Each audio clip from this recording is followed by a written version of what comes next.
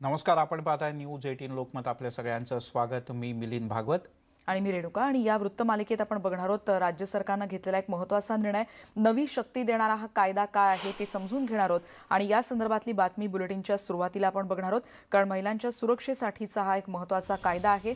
याला ऐतिहासिक कायदा असं निश्चित म्हटलं जाऊ शकतं, कारण कालच्या विधिमंडळ बैठकीत या विधेयकाला हिरवा कंदील मिळालेला आहे. त्यामुळे हा एक महत्त्वपूर्ण निर्णय, ज्याची मागणी खरं तर गेल्या अनेक वर्षांपासून होत होती. राज्य सरकारला याच विषयावरून सातत्यानं टीका सुद्धा सहन करावी लागली, पण अखेर या कायद्याचं प्राथमिक प्रारूप तयार झालंय. विधिमंडळात त्याला मंत्रिमंडळात मंजुरी मिळाली. आता तो आगामी अधिवेशनात सभागृहात मांडला जाईल. आणि याच संदर्भात आपण अधिक जाणून घेऊयात. ज्येष्ठ कायदेतज्ञ आणि अनेक महत्त्वाच्या केसेस ज्यांनी धसास लावल्या, अनेकांना ज्यांनी तुरुंगात पाठवलं, असे उज्ज्वल निकम सर आपल्यासोबत आहेत. सर, स्वागत आहे आपलं न्यूज 18 लोकमतमध्ये. फक्त चर्चेला सुरुवात करण्यापूर्वी एक धावती नजर टाकूया की काय काय महत्त्वाचे मुद्दे असणार आहेत, कोणत्या कोणत्या गोष्टींचा यात समावेश करण्यात आलेला आहे. आपण ग्राफिक्सच्या माध्यमातून एक धावती नजर टाकूया.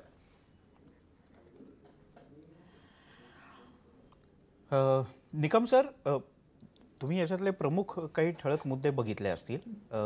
काय तुम्हाला असं वाटतंय प्रथमदर्शनी हा कायदा परिणामकारक असू शकेल असं वाटतंय?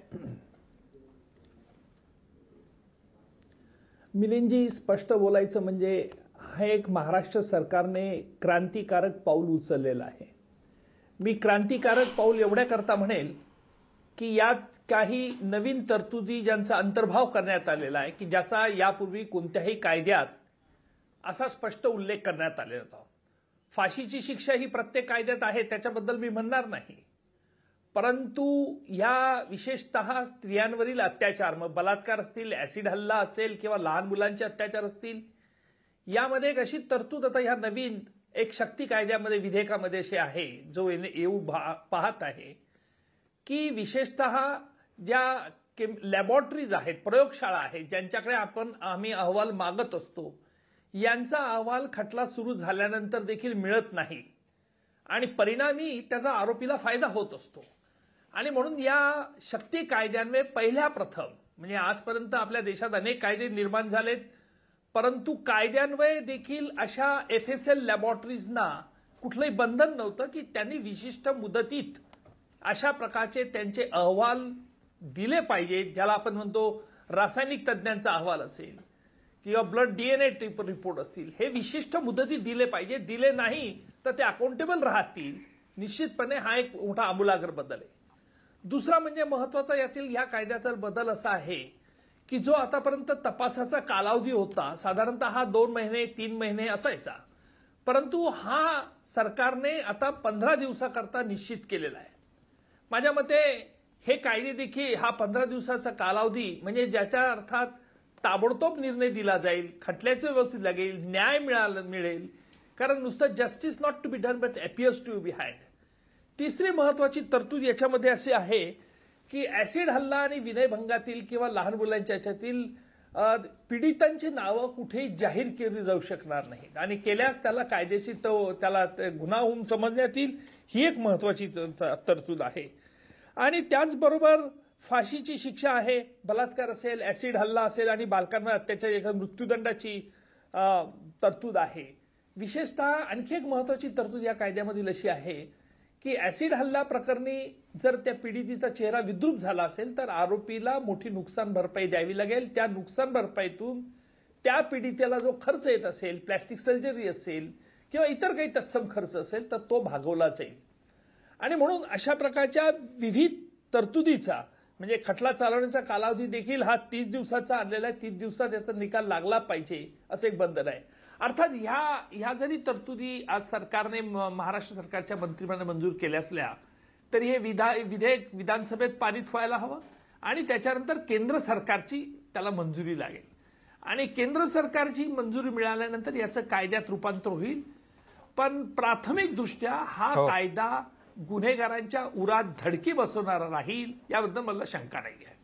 सर, आणखीन एक महत्त्वाचा प्रश्न म्हणजे एकीकडे महिला खरंच सुरक्षित होतील का, हा तर महत्त्वाचा प्रश्न आहेच. एक महिला म्हणून मला हा प्रश्न विचारायचा वाटतो, कारण कायम बाहेर जाताना एक मनात धास्ती असते की समज काही अटॅक झाला किंवा अशी प्रत्येक कोणालाही भीती वाटू शकते, खास करून प्रवास करताना देखील. तुम्हाला असं वाटतं खरंच याची अंमलबजावणी इतक्या कठोरपणे होऊ शकते? कारण महाराष्ट्रातल्या जनतेला अजूनही त्याच्यावर विश्वास बसायला वेळ लागेल, कारण इतकी कठोर अंमलबजावणी होणं अत्यंत गरजेचं आहेच. पण तुम्हाला असं वाटतं की यामुळे महिलांची खरंच सुरक्षा त्या पूर्णपणे सक्षम होऊ शकतील आणि त्यांची सुरक्षा त्यांना सुरक्षित वाटू शकेल?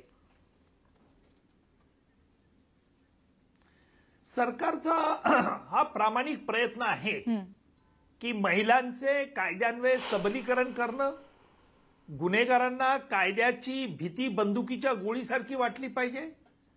परंतु हे सर्व होत असताना देखील एक आपण गोष्ट लक्षात ठेवली पाहिजे की आपल्या ह्या साखळी न्याय व्यवस्थेमध्ये जरी एका न्यायालयाचा खालच्या न्यायालयाचा निकाल लागल्यानंतर त्याचा अपिलात जातो, अपिलात नंतर सर्वोच्च न्यायालयात आणि मग दयेचा अर्ज असेल, फाशी असेल तर राष्ट्रपतीपर्यंत जातो.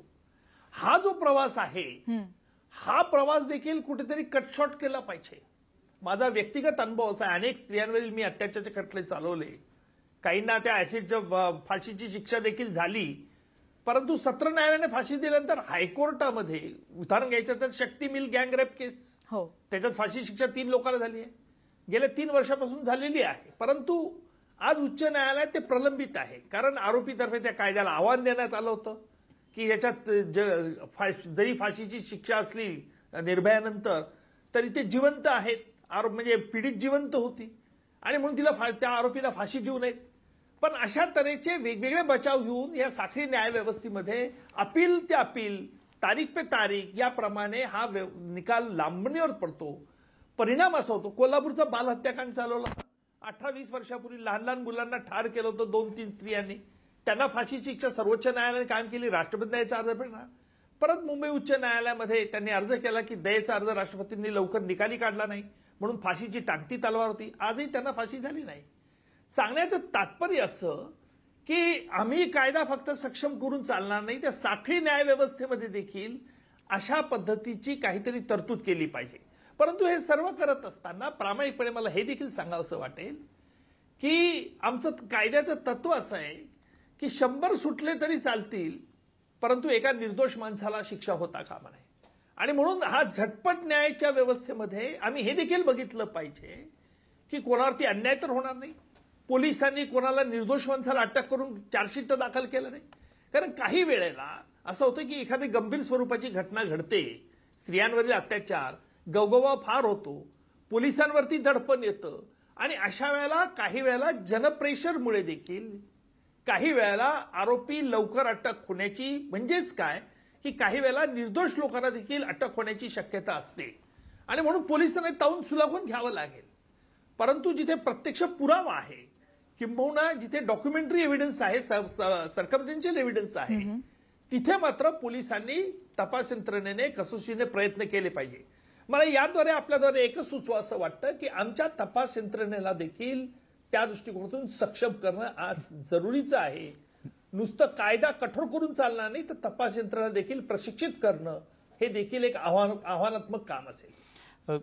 निकम सर, अनेकदा गेल्या काही काळात जे गुन्हे झालेले आहेत, तुम्ही अनेक गुन्हे जवळनं पाहिले आहेत किंवा त्याचं पोस्टमॉर्टम वेगळ्या अर्थानं केलंय कायद्याच्या भाषेत. याच्यात जो दबावाचा भाग असतो, तर तो दबावाचा भाग मग तो राजकीय असेल, सामाजिक असेल किंवा अन्य कोणत्याही प्रकारचा असेल, अशा दबावाच्या गोष्टींना चा विचार याच्यामध्ये कुठे अंतर्भूत झालाय असं वाटत नाही.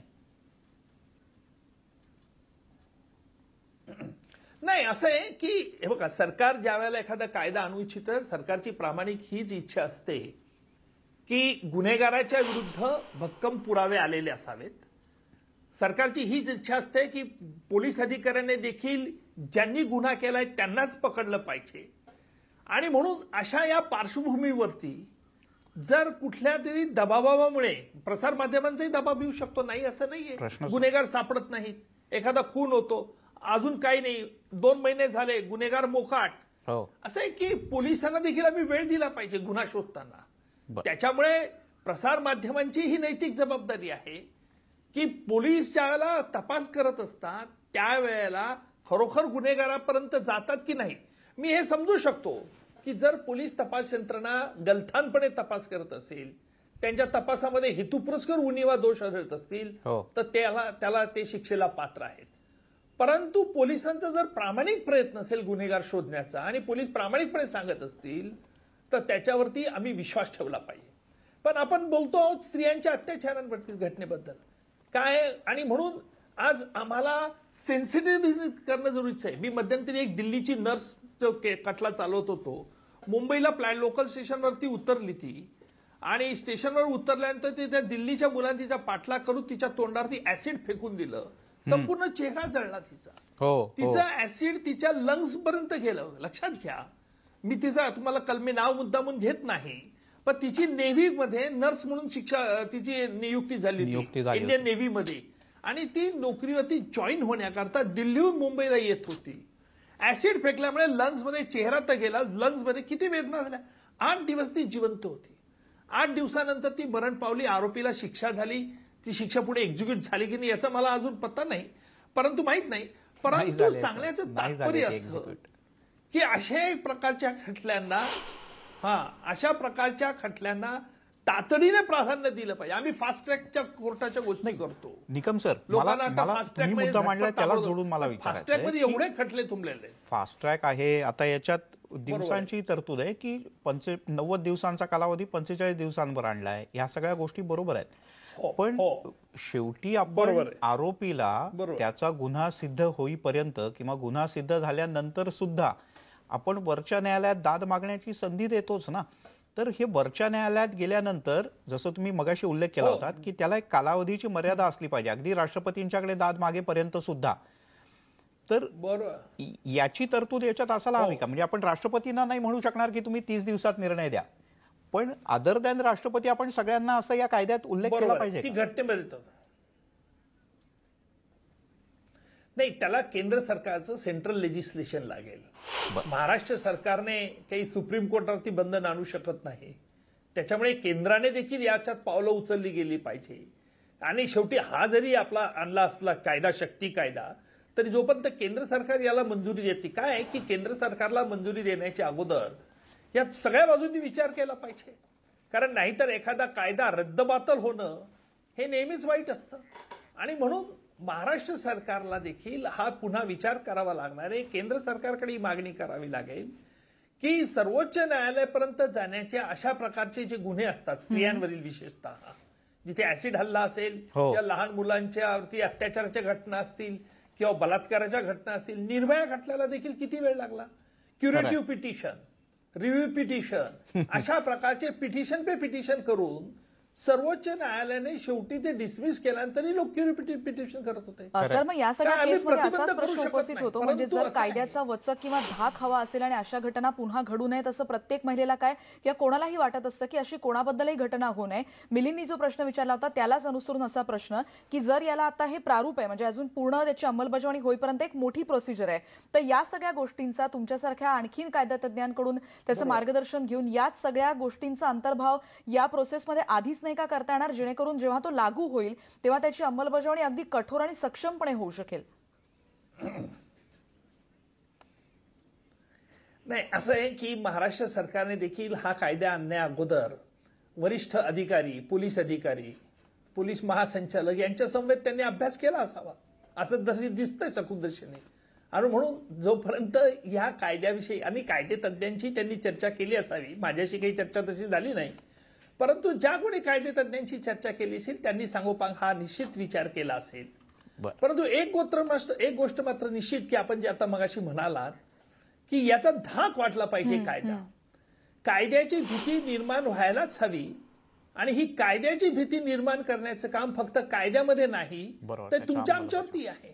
आणि म्हणून आम्ही जोपर्यंत आपल्या समोर जेव्हा एखादी अशी घटना घडत असते त्यावेळेला देखील बरेच लोक बघ्यासारखे आणि हल्ली मोबाईल मध्ये त्याचं चित्रीकरण करतात. या प्रकारची जी मानसिकता असते, ह्या मानसिकताला देखील काय म्हणायचं हा प्रश्न उद्भवत असतो. आपण ही मानसिकता थांबली गेली पाहिजे, त्याचा जाहीर निषेध झाला पाहिजे. आपल्यासोबत काही महिला आहेत, त्यांना तुम्हाला काही प्रश्न विचारायचे आहेत. प्रणाली कापसे आपल्यासोबत. प्रणाली,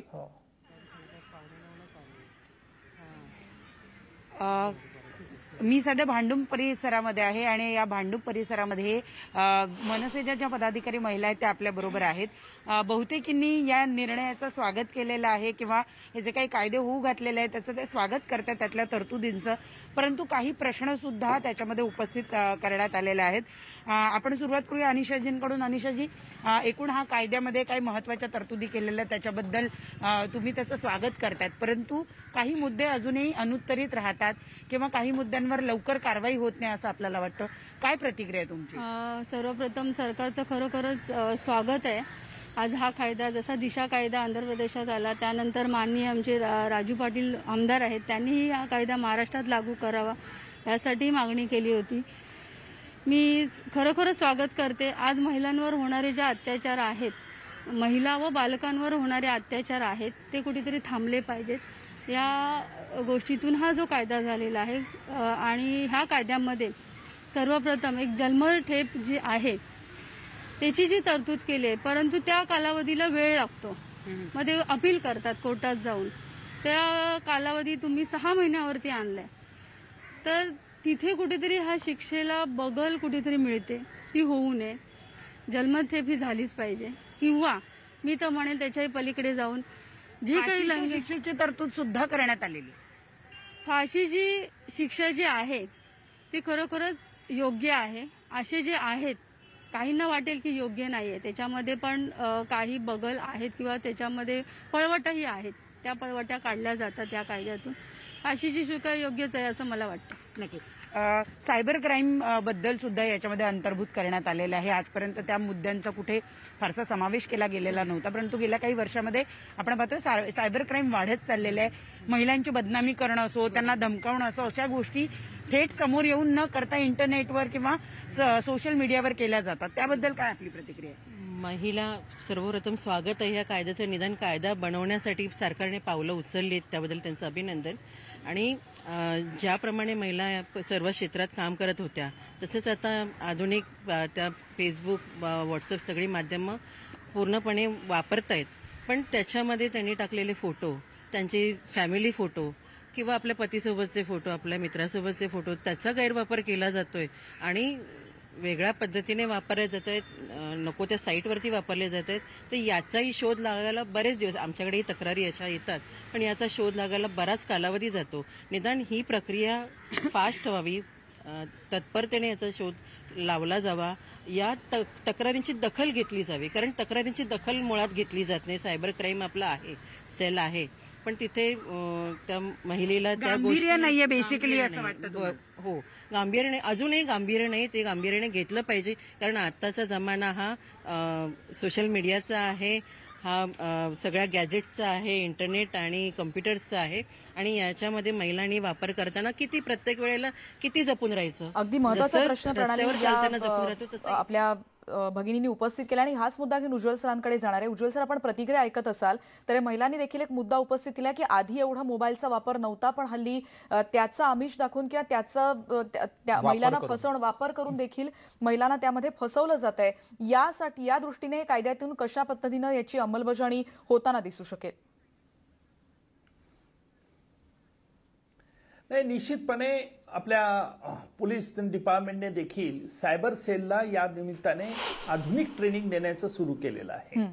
विशेषतः सायबर क्राईम, व्हॉट्सअप असतील, ईमेल्स असतील, बाकीच्या जे आहेत सोशल मीडिया, या सोशल मीडियावरून मुलींची किंवा स्त्रियांची किंवा लहान मुलांची ज्या वेगळ्या दृष्टिकोनातून जे हे पिक्चर्स तयार करत असतात किंबहुना काही ब्राईटअप लिहित असतात, त्यांच्याबद्दल देखील सायबर सेल आता सेन्सिटिव्ह होत चाललाय. प्रश्न एवढाच आहे की आम्हाला स्त्रियांनी आणि मुलींनी या बाबतीत जागृत होऊन पोलिसांकडे तक्रार करणं हे फार जरुरीचं असतं. बऱ्याच वेळा असं लक्षात येतं की या तक्रारी फार उशिरा केल्या जातात, त्याचं एक्सप्लेनेशन मग राहत नाही आणि केल्या जाण्याची भीती आणि करू नये अशी देखील एक सर्वसाधारणपणे त्या कुटुंबामध्ये भीती असते, कारण बदनामी होईल, हे होईल. पण म्हणून मी आपल्या माध्यमातून सगळ्या आमच्या स्त्री भगिनींना आवाहन करेल की अशा प्रकारे आपली बदनामी होणारे व्हॉट्सअप चॅट असतील किंवा दुसरं कुठले सोशल मीडिया असेल, त्या संदर्भात तुम्ही ताबडतोब पोलिसांकडे तक्रार केली पाहिजे. मी विशेषतः म्हणेल आपले महाराष्ट्र राज्याचे गृहमंत्री अनिलजी देशमुख हे या बाबतीत फार जागृत आहेत. विशेषतः स्त्रियांच्यावरील अत्याचाराच्या बाबतीत हिंगणघाटच्या त्या एका मुली प्राध्यापिकावरती रॉकेल पेट्रोल टाकून जाळलं, त्या खटल्याची सुरुवात आम्ही करणार, पण त्यावेळेला कोविड-19 मुळे सुरू झालं. पण त्यावेळेला प्रत्येक वेळेला गृहमंत्री मला स्वतः विचारतात, मुख्यमंत्री उद्धवजी या बाबतीत फार संवेदनशील आहेत आणि महाराष्ट्राच्या दृष्टिकोनातून संवेदनशील मुख्यमंत्री, संवेदनशील गृहमंत्री या बाबतीत लक्ष देत आहेत, ही एक आपल्या दृष्टिकोनातून स्वागतार्ह गोष्ट आहे. परंतु निश्चितपणे सायबरच्या बाबतीमध्ये आजही त्या बाबतीत कमी तक्रारी दाखल होतात पोलिसांकडे आणि म्हणून अशा प्रकारच्या जोपर्यंत तक्रारी वाढत नाही, जोपर्यंत त्याला पोलीस चाप लावत नाही, तोपर्यंत असे समाजात जपणारे दडणारे जे प्राणी आहेत त्यांना पोलिसांना शिक्षा करता येत नाही. निकम सर, आणखीन काही प्रश्न खरं तर होते, पण तुम्हालाही जायचं आहे, त्यामुळे खूप खूप धन्यवाद. पुढच्या काही दिवसात या विषयावर आणखीन चर्चा होईल. तुमच्यासारख्यांचा सल्ला वेळोवेळी सरकार घेत असतं. पुढच्या काही दिवसात आणखीन गांभीर्यानं घेईल. आणि सायबरच्या दृष्टीने जो तुम्ही मुद्दा मांडला, तर त्याचाही समावेश याच्यात अधिक खोलवर गेल्यावर वाचलं सविस्तर की कळेल, पण तो जर का नसेल तर तो मात्र असला पाहिजे आणि तो महिलांचं संरक्षण या दृष्टीने अधिक असला पाहिजे. त्यामुळे तुम्ही हे सविस्तरपणे सांगितलं, याबद्दल खूप खूप धन्यवाद. आणि यानंतर मिलिंद आपण एक ब्रेक घेणार आहोत, पण ब्रेकवर जाण्याआधी आमच्या आणखीन एक मान्यवर पाहुण्यांची आपण ओळख करून घेणार आहोत. राईट टू पी चळवळीत ज्यांनी काम केलंय त्या सुप्रिया सोनार आपल्यासोबत असणार आहेत आणि त्यांच्याशी आपण एका ब्रेक नंतर संवाद साधणार आहोत. आमच्या प्रतिनिधींकडून देखील राज्यभरातल्या महिलांच्या या कायद्याबद्दल काय प्रतिक्रिया आहेत या देखील तुमच्यापर्यंत पोहोचवत राहणार आहोत. एका ब्रेक नंतर पुन्हा भेटूया. पहा फक्त न्यूज 18.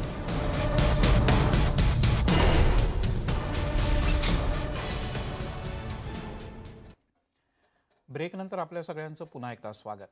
आणि वृत्तमालिकेकडे आपण पुन्हा एकदा वळणार आहोत की हा नवा शक्ती कायदा कसा असणार आहे, त्याच्या अंमलबजावणीबद्दल आपण बोलणार आहोत. पण त्याआधी एक महत्त्वाची बातमी, विहंग सरनाईक आता मुंबईकडे रवाना झालेत. आपल्याला माहिती आहे काही वेळातच ते ईडी कार्यालयात हजर होणार आहेत. प्रताप सरनाईक आणि त्यांचा मुलगा विहंग सरनाईक ईडीच्या कार्यालयात त्यांना आज 11 वाजता उपस्थित राहण्याविषयी सांगण्यात आलंय.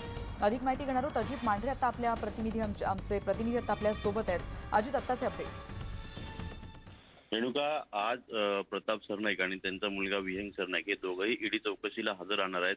साधारणपणे 11 वाजता ईडी कार्यालयामध्ये हजर राहण्याचे त्यांना आदेश देण्यात आलेले आहेत. विहंग सरनाईक याला साधारणपणे 5 वेळा ईडीनं समन्स केला होता, तर प्रताप सरनाईक यांना 3रा समन्स केला होता. आणि या समन्स नंतर सुप्रीम कोर्टातून दोघांनाही प्रोटेक्शन ऑर्डर म्हणजे त्यांच्यावर कोणतीही कारवाई न करण्याची एक आदेश जो आहे ते सुप्रीम कोर्टातून त्यांना दिलासादायक मिळणारी ती जो आदेश आहे ते घेऊन आज दोघेही ईडी समोर चौकशी करता हजर राहणार आहेत. या चौकशी करता साधारणपणे तासाभरापूर्वी विहंग सरनाईक जे आहेत तो तिथल्या ठाण्यातल्या त्याच्या घरातून निघालेला आहे आणि प्रताप सरनाईक जे आहेत ते मुंबईमध्येच असल्याची माहिती मिळते. शिवसेनेच्या नेत्यांबरोबर असल्याची माहिती मिळते. मुंबईतल्या एका मोठ्या हॉटेलमध्ये ते रात्री त्या ठिकाणी थांबलेले असून साधारणपणे 11 वाजता दोघंही ईडीच्या बलाटपेठ येथील कार्यालय जे आहे त्या ठिकाणी दोघंही चौकशी करता हजर राहणार आहेत अशी माहिती मिळते. धन्यवाद अजित या सगळ्या माहितीबद्दल. आज सरनाईकांची चौकशी होणार आणि त्यासाठी विहंग सरनाईक ठाण्यातून रवाना होतानाची काही वेळापूर्वीची ही दृश्य आणि जसं आमचे प्रतिनिधी अजित सांगतायत त्यानुसार प्रताप सरनाईक सध्या मुंबईतल्या एका हॉटेलमध्ये आहेत आणि शिवसेना नेत्यांच्या गाठीभेटी घेतल्यानंतर ते 11 वाजता ईडीच्या कार्यालयामध्ये या सुनावणीसाठी या समन्स बजावल्या त्या चौकशीसाठी हजर राहतील. आपल्याला माहिती आहे सुप्रीम कोर्टानं सरनाईक यांची वकिलांच्या उपस्थितीत चौकशी करण्याचे आदेश दिलेत आणि कोणतीही कारवाई सूडबुद्धीनं करू नये असं देखील त्यांनी स्पष्टपणे सांगितलं होतं. या बातमीकडे आपलं लक्ष असणार आहे, पण तुर्तास पुन्हा एकदा आपली जी विशेष वृत्तमालिका आहे ती पुन्हा एकदा आपण वृत्तमालिकेकडे वळतोय. पण आता जर आपण दृश्य बघत असू तर तृप्ती देसाई शिर्डीला रवाना होतानाची ही दृश्य आहेत. मी आज शिर्डीला जाऊन तिथला ड्रेस कोड बद्दलचा म्हणजे मंदिराबाहेर कशा रीतीने ड्रेस कोड असावा मंदिर परिसरामध्ये याबद्दलचा जो सक्तीचा बोर्ड आहे तो काढणारच असा दृढ निश्चय आता भूमाता ब्रिगेडच्या अध्यक्षा तृप्ती देसाई यांनी व्यक्त केलेला आहे. आणि काही वेळापूर्वी जेव्हा त्या रवाना होत होत्या तेव्हाची ही दृश्य आहेत. शिर्डीतला तो फलक काढणारच असं त्यांनी स्पष्टपणे म्हटलेलं आहे आणि त्यासाठी त्या पुण्याहून रवाना होणार आहेत असा निर्धार त्यांनी व्यक्त केलाय. पण त्याचबरोबर हा फलक न काढण्याबद्दल आनंद दवे यांनी देखील आग्रही भूमिका मांडली होती की आम्ही याच्या विरोधात आहोत, त्यामुळे बघूयात शिर्डीमध्ये आता काय होतंय. पण आपल्या कार्यकर्त्यांसह जेव्हा तृप्ती देसाई रवाना होत होत्या पुण्याहून तेव्हाची ही दृश्य आपण बघतोय. चंद्रकांत फुंदे आपले प्रतिनिधी आपल्यासोबत आहेत. चंद्रकांत, तृप्ती देसाई आत्ताच शिर्डीकडे निघालेले आहे पुण्यातल्या त्यांच्या राहत्या घराच्या बाहेरून. एका टेम्पो ट्रॅव्हलर गाडीतनं त्या आणि त्यांचे 10-15 कार्यकर्ते, महिला कार्यकर्ते असे ते सगळं शिर्डीकडे त्यांचं लवाजमा निघलेलं आहे. पण आपल्याला माहिती आहे नगर पोलिसांनी ऑलरेडी त्यांना बंदी केलेली आहे शिर्डीत यायला, त्यामुळे कदाचित त्यांना जिल्हा बॉर्डरवर अडवलं जाऊ शकतं. त्यामुळे तिथं नेमकं काय होतंय हे पाहावं लागेल बेसिकली. कारण आपल्याला माहिती आहे आनंद दवे जे आहेत ब्राह्मण महासंघाचे ते ऑलरेडी शिर्डीत जाऊन बसलेले आहेत त्यांच्या महिला कार्यकर्त्यांना घेऊन. शिर्डीत पुन्हा आणखीन कायदा आणि सुव्यवस्थेची परिस्थिती निर्माण होऊ नये ते ड्रेस कोड सक्तीचा बोर्ड काढण्यावरून. कारण तृप्ती देसाईंची भूमिका आहे की तो ड्रेस काढला, तो बोर्ड जो आहे तो काढलाच जावा. आणि ब्राह्मण महासंघाचं म्हणणं आहे की नाही तो बोर्ड राहिलाच पाहिजे, संस्कृती रक्षणासाठी ते गरजेचं आहे. मंदिरात जाताना भारतीय पद्धतीचाच पेहराव पाहिजे. शिर्डी साई संस्थांनीच तशी भूमिका घेतलेली आहे. पण साई संस्थांनी यापूर्वी सांगितलेलं आहे खरं तरी ही सूचना आहे, फक्त सक्ती नाही. तरी तृप्ती देसाईंनी ही भूमिका घेतली की नाही तो बोर्ड हटवा, नाही तर आम्ही स्वतः काढू. त्यामुळे आता नेमकं पोलीस काय भूमिका बजावतात या सगळ्या वादामध्ये ते पाहावं लागणार आहे. बहुतेक कदाचित नगरच्या जिल्हा बॉर्डरवर त्यांना अडवलं जाऊ शकतं. बरं, चंद्रकांत तुर्तास धन्यवाद या माहितीबद्दल.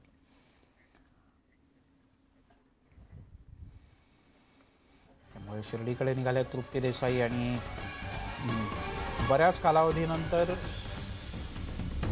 कालावधीनंतर पुन्हा एकदा तृप्ती देसाई या आक्रमक भूमिकेत दिसत आहे. आपण बघतोय तृप्ती देसाई एकीकडे शिर्डीला निघाल्यात आणि कोणता बोर्ड लावण्यात आलाय ज्याचा विरोध करण्यासाठी आता तृप्ती देसाई रवाना होत आहेत तो बोर्ड देखील आता आपण एकीकडे बघतो. काही वेळा तर शिर्डीतून आपण अपडेट घेणार आहोत, पण आपण पुन्हा एकदा न्यूज 18 लोकमतच्या वृत्तमालिकेकडे वळणार आहोत. आणि दिशा कायदा त्याचं नाव आता शक्ती कायदा असणार आहे आणि ही नवी शक्ती महिलांसाठी किती अंमलबजावणी त्याची कशी होणार आहे आणि या संदर्भात महिला कार्यकर्त्यांना काय वाटतंय आणि त्याचबरोबर सामान्य महिलांना काय वाटतंय हे देखील आम्ही जाणून घेणार आहोत. सुप्रिया सोनार आता आपल्या सोबत आहेत. राईट टू पीस चळवळ ज्यांनी राबवली होती, ज्याच्यासाठी त्यांनी प्रयत्न केले होते. सुप्रिया, तुमचं या चर्चेमध्ये स्वागत आहे. काही वेळापूर्वी आपण बघितल्या होत्या काही महिलांनी प्रश्न देखील उपस्थित केले होते, त्या मुद्द्यांसकट तुमच्याकडे येणार आहे. पण सुरुवातीचा हा मुद्दा की एकीकडे याची आता प्रारूप आहे, अजून मंजुरी मिळून पूर्ण त्याची अंमलबजावणी व्हायला वेळ लागेल. तुमची पहिली प्रतिक्रिया या सगळ्याबद्दल काय आहे? तुम्हाला काय भावना व्यक्त करायच्या आहेत? प्रतिक्रिया म्हटलं तर यामध्ये झालेल्या ज्या काही तरतुदी आहेत त्याच्यामध्ये कालावधी हा कमी करण्यात आलेला आहे, त्या नक्कीच स्वागतार्ह आहे. पण त्यामध्येही काही गोष्टी आपण नक्की बघितल्या पाहिजे असं मला वाटतं आणि क्रिटिकली बघितल्या पाहिजे असं मला वाटतं. पहिली गोष्ट ही की यामध्ये कालावधी आधी नव्हता का? होता, पण आता कालावधी कमी करण्यात आलेला आहे. मग तो तपासासाठीचा कालावधी असेल, खटला चालवण्याचा कालावधी असेल, अपील करण्यासाठीचा कालावधी असेल किंवा स्पेशल कोर्ट 36 ठिकाणी जे आता स्थापन करण्यात येतील असं या मसुद्यामध्ये म्हटलं आहे ते असेल. हे 4 मुद्दे जरी स्वागतार्ह असले तरीही मला ऍक्च्युली काही मुद्द्यांकडे आपलं लक्ष वेधायचं आहे. त्यातला पहिला मुद्दा आहे की महाराष्ट्राची जर आकडेवारी आपण पाहिली तर NCRB प्रमाणे 2019चा रिपोर्ट असं म्हणतोय की महाराष्ट्रामध्ये 47 गँग रेप्स झाले होते. याचा अर्थ एवढेच झाले होते का या चर्चेमध्ये जायचं नाहीये, पण त्या सगळ्या मध्ये कन्व्हिक्शन रेट काय होती, किती कन्व्हिक्शन झाले हे पाहणं तेवढंच महत्वाचं आहे. आज कालपासून आपण ह्या हेडलाईन्स पाहतोय की नव्या शक्ती कायद्याच्या मसुद्यामध्ये ऍसिड हल्ला, बलात्कारावरील अत्याचारात मृत्यूदंडाची शिक्षा होणार आहे. काही एक्सेप्शनल केसेस मध्ये ज्यांना आपण rarest of the rare cases म्हणतो त्यामध्ये ही शिक्षा झाली पाहिजे का किंवा झाली नाही पाहिजे का हा वेगळा चर्चेचा मुद्दा असू शकतो आणि तो त्या केस निहाय असू शकतो. पण मला मुद्दा इथे हा म्हणायचा आहे की मृत्यूदंड इज इक्वल टू न्याय, म्हणजे जस्टिस म्हणजेच मृत्यूदंड. हा जो पायदंड आपण घालू पाहतोय हा काही बरोबर नाहीये. हा जो काही विचार आहे त्याबद्दल नक्की विचार व्हायला पाहिजे. कारण न्याय म्हणजे कन्व्हिक्शन रेट्स किती आहेत, किती गुन्हे सिद्ध झाले, किती FIRs दाखल झाल्या, किती चार्जशीट व्यवस्थित केले गेले, त्याच्या ट्रायल प्रोसेसेस मध्ये कुठेही गॅप होणार नाही याची जबाबदारी कोणी घेतली. आणि ह्या सगळ्यामध्ये सुद्धा कोणत्या महिलांवरती कोणत्या महिलांच्या बाबतीत जेव्हा गुन्हे होतात तेव्हा आवाज जास्त उठवला जातो, कोणत्या महिलांच्या बाबतीत जेव्हा अशा पद्धतीच्या अट्रॉसिटीज होतात तेव्हा निर्णयाला किती वेळ लागतो, हे तेवढंच महत्वाचं आहे. नाही, कारण पण आपण पाहिलं तर सुप्रिया, बिल्किस या विषयामध्ये कुठल्या महिला असं म्हणण्यापेक्षा याच्यात त्यांनी सरसकट म्हटलेलं आहे ना, म्हणजे प्रकार कॅटेगरी केलेत त्यांनी. म्हणजे समजा ॲसिड हल्ला असेल किंवा बलात्कार असेल, बाकीच्या कॅटेगरीज असतील, तर त्यांनी त्या कॅटेगरी केलेत. कुठल्या वर्गानुसार विशिष्ट महिलांची वर्गवारी नाही आहे यात. मान्य आहे, कारण कोणता आपण सगळे संविधानाच्या छत्राखाली आहोत, त्यामुळे सगळे धर्म जात निहाय आपले कायदे आहेत. हे जरी मान्य असलं तरी हे तेवढंच महत्वाचं आहे. जेव्हा आम्ही ग्राउंडवरती काम करतो, जेव्हा ग्राउंडवरती केसेस पोलीस स्टेशनला जातात, तेव्हा हा दृष्टिकोन, ही मानसिकता नक्की असते की कोणत्या वर्गातून, कोणत्या जातीतून, कोणत्या धर्मातून त्या महिला आलेल्या आहेत आणि त्या केसेस दाखल करतायत. कारण आपल्याकडे एक्झिक्युशन करणारे सगळेच जे लोक आहेत ते काहीतरी कल्चरल बॅगेज सोबत घेऊन येतात आणि ते आपल्याला नाकारता येणार नाही. माझं म्हणणं एवढंच आहे का फक्त कालावधी कमी करून किंवा मृत्यूदंडाची शिक्षा जाहीर करून गुन्हे कमी होणार नाहीयेत किंवा गुन्हे दाखल होणं वाढणार नाहीये, पण त्याच्यामध्ये अंमलबजावणी हा जो सगळ्यात महत्वाचा मुद्दा आहे त्याच्याकडे सुद्धा तेवढंच लक्ष दिलं पाहिजे. आपण म्हणतो की निर्भयाची केस ही आपल्यासाठी लँडमार्क केस झाली, ज्याच्यामध्ये 5 वर्षापेक्षा कमी कालावधीमध्ये निर्णय झाला. मला वाटतं निर्भया हे एक्सेप्शन नसायला पाहिजे. निर्भयाच्या केसेसमध्ये ज्या पद्धतीने जलद गतीने निर्णय घेतले गेले, कायद्यामध्ये बदल आणले गेले, त्या पद्धतीनेच तो नॉर्म झाला पाहिजे. त्या पद्धतीने कार्यभार आपल्याकडे झाला पाहिजे. म्हणजे झालेल्या तरतुदींचं नक्की स्वागत आहे, पण पुन्हा एकदा सांगते की म्हणजे काय म्हणू त्याला, capital punishment is not equal to justice. Conviction rate किती आहे हे नक्की आणि नक्की पाहिलं गेलं पाहिजे.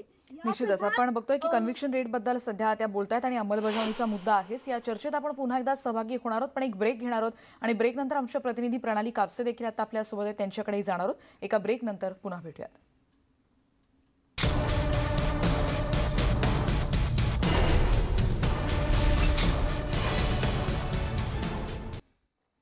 ब्रेकनंतर आपल्या सगळ्यांचं पुन्हा एकदा स्वागत. आपण पाहताय न्यूज 18 लोकमत. आणि राज्य सरकारनं महिलांच्या सुरक्षेच्या अनुषंगानं, त्यांच्यावर होणाऱ्या विविध अत्याचारांच्या अनुषंगानं शक्ती कायदा आणायचं ठरवलंय.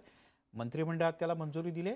लवकरच विधानसभेच्या अधिवेशनात त्याला औपचारिक त्याची प्रक्रिया सुरू होईल. आणि या संदर्भात आपण काही प्रतिक्रिया देखील जाणून घेणार आहोत आणि त्यासाठी विजय देसाई आमचे प्रतिनिधी देखील आता आपल्या सोबत आहेत. विजय, काय प्रतिक्रिया मिळत आहेत? याची अंमलबजावणी आता होणार आहे, ठोस अंमलबजावणी, कायद्याचा धाक वाटू शकतो का, असे अनेक प्रश्न त्याच्यामध्ये उपस्थित होत आहेत. तिथल्या नागरिकांचं किंवा तिथल्या महिलांचं याबद्दलचं काय म्हणणं आहे, त्यांचा काय वाटतंय याबद्दल? रेणुका, राज्य सरकार कायदे करत असतं, अनेक कायदे आपल्या अगोदर सुद्धा आहेत, परंतु त्यांची अंमलबजावणी झाली तर त्या कायद्याला कुठेतरी मूर्त स्वरूप प्राप्त होईल. माझ्यासोबत वसईचे प्रख्यात ॲडव्होकेट दिगंबर देसाई आहेत. आपण त्यांच्याकडून जाणून घेऊया की त्यांना ह्या कायद्याबद्दल काय म्हणायचं आहे. तर सांगा, काय सांगाल एकूण ह्या कायद्यासंदर्भात? नमस्कार. सर्वप्रथम हा विषय आपण आपल्या चॅनलवर घेतलाय, याबद्दल आपले धन्यवाद. सर्वात पहिलं मला असं सांगायचं आहे, प्रत्येक सरकार जेव्हा येतं तेव्हा या महिला हा विषय सेन्सिटिव्ह विषय म्हणून इथे एक नवीन कायदा प्रत्येक वेळी आणला जातो. आपल्याला माहीत असेल, निर्भयाची केस जेव्हा झाली दिल्लीमध्ये तेव्हा पॉक्सोचा कायदा आणला गेला. त्याच्यानंतर बलात्काराचं IPCचं 376 जे कलम आहे त्याच्यामध्येही दुरुस्त्या केल्या गेल्या. मुख्य प्रश्न असा आहे की नवीन कायदे आपण जे काढतोय ते कायदे, नवीन कायदे फक्त काढतच बसायचे का? त्यांचं इम्प्लिमेंटेशन जे आहे ते इफेक्टिव्हली होतंय का, हे पाहणं सर्वात जास्त महत्त्वाचं आहे. आणि मला असं म्हणायचं आहे की पूर्वी जी महिला अत्याचार किंवा बालकांना जे अत्याचार व्हायचे याबद्दल जे कायदे पूर्वी इफेक्टिव्ह नव्हते, त्याच्यानंतर पॉक्सोचा कायदा आला, डोमेस्टिक व्हायलन्स ॲक्ट आला, पण आपण जर स्टॅटिस्टिक्स पाहिलं तर या अत्याचार किंवा हे गुन्हे यांच्यामध्ये वाढच होत राहिली. मग हे जे कायदे आपण काढतो ते कायदे, नवीन कायदे काढल्यानंतर जर गुन्ह्यांमध्ये वाढच होत राहते किंवा राहिली आहे तर मग त्या कायद्यांचा इफेक्टिव्हनेस काय? माझ्या मते सरकारने अशा प्रकारे नवीन कायदा काढण्यापेक्षा अस्तित्वात असलेल्या कायद्यांचं इम्प्लिमेंटेशन प्रॉपरली होते की नाही हे पाहणं जास्त महत्त्वाचं आहे. आणि आपण पाहिलं असेल कुठलीही तक्रार घेऊन पोलीस स्टेशनला आपण जेव्हा जातो, जे मूळ कुठल्याही अत्याचार तक्रारीचं पहिली पायरी आहे, तिथे आपण पाहतो तिथे आपल्याला काय ट्रीटमेंट मिळते. ॲग्रीव्ह व्यक्तीला इथे आपण महिलांसंदर्भात प्रामुख्याने बोलतोय, तिथे गेल्यानंतर इफेक्टिव्ह ट्रीटमेंट पहिलं देणं हे पोलीस खात्याची प्रामुख्याने जबाबदारी आहे आणि आपल्याला तसं होताना दिसत नाही. आपण किती कायद्यामध्ये दुरुस्त्या केलेल्या आहेत. आता मृत्यूदंडाचं आपण म्हणतोय या कायद्यामध्ये, या नवीन प्रस्तावित कायद्यामध्ये मृत्यूदंडाचा आहे. पॉक्सो जो प्रिव्हेन्शन ऑफ अॅट्रॉसिटी चिल्ड्रनच्या अगेन्स्टचा जो ऍक्ट आहे पॉक्सोचा, protection of children from sexual offences, याच्यामध्येही मृत्यूदंडाची तरतूद आहे. पण त्याचं इम्प्लिमेंटेशन होतंय का प्रॉपरली? आता हे जर वाढ जर अशीच होत राहिली आणि अशा प्रकारे गुन्हे हे होतच राहिले, तर मग कुठेतरी एक्झिक्युशन, या कायद्यांची जी एक्झिक्युशन आहे त्याच्यात सरकार कमी पडतं, पोलीस खातं कमी पडतं. किंबहुना ज्युडिशियरीमध्ये आता सरकार आज कायदा काढते. सरकारने महाराष्ट्रातल्या किंबहुना भारतातल्या कोर्टांची व्यवस्था इकडे लक्ष दिलंय. या प्रस्तावित कायद्यामध्ये जजेसची संख्या वाढवणार आहेत वगैरे आपल्याला बघायला मिळते, वाचायला मिळते. अजून कायदा आपण तो नवीन प्रस्तावित कायदा आपण वाचला नाहीये. पण सध्या जी कोर्टाची परिस्थिती आहे, महाराष्ट्रातली कोर्ट्स जे आहेत तिथे प्रलंबित खटले आहेत. सरकारकडे बजेट नाही आहे. कोर्ट, ज्युडिशरी, न्यायाधीशांची संख्या, कोर्ट्सची संख्या यांच्यावर भर देणं खूप आवश्यक आहे. कारण या सगळे खटले जेव्हा डिले होतात तेव्हा डिले होणाऱ्या या खटल्यांमुळे पीडितांना हा न्याय मिळत नाहीये वेळेवर. आणि त्यामुळे नुसता नवीन कायदा काढणं हे जितकं महत्वाचं आहे त्यापेक्षा जास्त महत्वाचं आहे की त्याचं इम्प्लिमेंटेशन. अगदी बरोबर. अंमलबजावणीचा प्रश्न म्हणजे निश्चितच त्या सरांनी उपस्थित केला. आणखीन कोण उपस्थित आहे, त्यांना काय वाटतं याबद्दल? स्नेहा जावळे आहेत, ज्या भरण केलं होतं त्यांना, त्या पीडित आहेत. त्यांच्याकडून जाणून घेऊया, कारण त्यांनी या साठी खूप संघर्ष केला. त्यांच्याकडून जाणून घेऊया. काय सांगाल मॅडम, हे आता हा नवीन कायदा होतोय, खरोखर त्याचं इम्प्लिमेंटेशन होईल का? नमस्कार, मी स्नेहा जावळे. मला हुंडाबळी पद्धतीसाठी जाळलं होतं. पीडिता म्हणून मी या निकालाचं आणि आलेल्या नवीन कायद्याचं नक्कीच स्वागत करते. फक्त भीती एवढीच वाटते की आलेल्या कायद्यामध्ये पळवाटा नसाव्यात, कारण पीडिता म्हणून जे सहन आम्ही केलेलं आहे त्याच्यामध्ये मुळात केस आमची दाखल केली जात नाही. आम्हाला पोलीस स्टेशनला नको तेवढे प्रश्न केले जातात, मोरल खच्चीकरण केलं जातं. आणि ते पूर्वी जे व्हायचं की या कायद्यामुळे कायद्याला पळवाटा असल्यामुळे आम्हाला न्याय मिळायला खूप वेळ लागायचा. तारीख पे तारीख जसं म्हटलं जातं तो सीन नेहमी होत होता आणि मुख्यतः आम्हाला तिथे प्रॉब्लेम व्हायचा. पीडिता म्हणून खूप साऱ्या गोष्टी आणि खूप सारे जे एव्हिडन्स आहेत ते पण त्याच्यानंतर गेले जातात, कारण वेळ खूप गेलेला असतो. म्हणून माझं तर म्हणणं आहे की हा कायदा चांगला आहे. दिशा कायदा जो लागू झाला आंध्र प्रदेश त्याच्यानुसार हा आलेला आहे. पण खरंच 7 दिवसामध्ये तपास, 14 दिवसामध्ये निकाल आणि 21 दिवसामध्ये मृत्यूदंड ही शिक्षा मिळणार आहे का? कारण जसं सरांनी आत्ताच सांगितलं की कलम 376 आणि कलम 326 याच्यामध्ये बदल होणं खूप गरजेचं होतं. ते बदल करण्यात यावेत. हा कायदा जितक्या छान पद्धतीत तुम्ही लागू करताय आम्ही नक्कीच स्वागत करतो. महिलांच्या दृष्टिकोनातून मी तर म्हणेल की अशा कायद्यांमध्ये अपडेशन वेळोवेळी होणं गरजेचं आहे. मी पीडिता म्हणून मी याचं स्वागतच करते.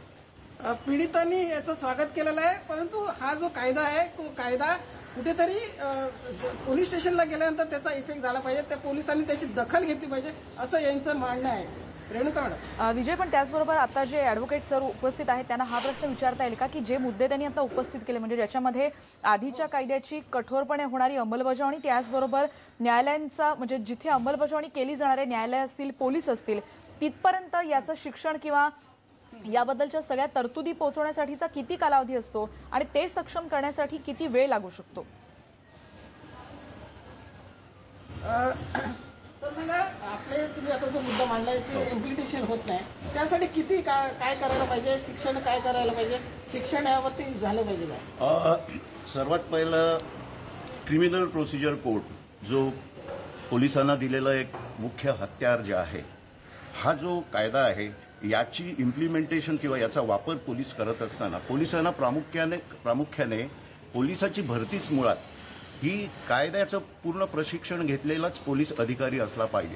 पोलीस अधिकारी जे आपल्याकडे आहेत ते कधीकधी खालच्या स्तरावरून वर झालेले अधिकारी असतात आणि त्यांना हे शिक्षण जे प्रॉपर शिक्षण असलं पाहिजे तेच नसतं मुळात.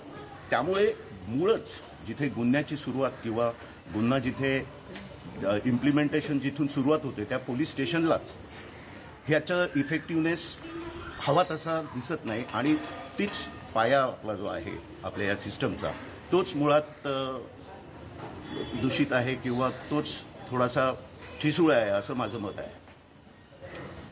आपला जो पाया आहे तो कुठेतरी ठिसूळ आहे, तो पहिला मजबूत केला पाहिजे. कारण जेव्हा पोलीस स्टेशनमध्ये फिर्यादी जातात आणि त्यावेळी त्यांना वागणूक मिळत नाही, त्यामुळे हा कुठेतरी बदल झाला पाहिजे आणि पीडितांना न्याय मिळाला पाहिजे, तरच या कायद्याचा उपयोग होईल. विजय तुर्तास धन्यवाद या सगळ्या माहितीबद्दल. प्रणाली कापसे आपल्या प्रतिनिधी आपल्यासोबत आहेत. प्रणाली, तुझ्याकडे येतोच थोड्या वेळात, पण तुर्तास एक छोटासा ब्रेक घेऊयात. फक्त न्यूज 18 लोक.